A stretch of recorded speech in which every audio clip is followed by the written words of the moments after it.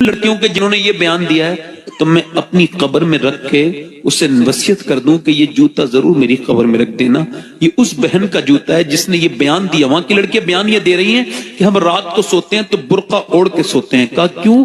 رات کو تو کوئی برقع نہیں اوڑھتا، اس وجہ سے جب بم گرے تو ملبے میں لاشیں دب جاتی ہیں۔ ہم یہ سوچتے ہیں جب ہمارے گھروں پہ بم گریں اور صبح کو جب ہماری لاشیں نکلیں تو وہ بے پردہ نہیں ہونی چاہیے، اس پر پردہ ہونا چاہیے۔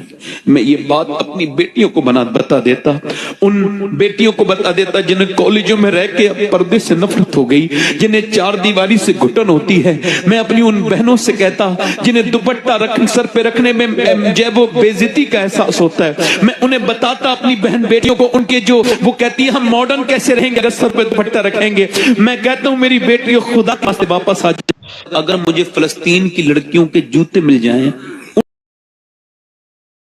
دائما أبدا على حبيبك خير الخلق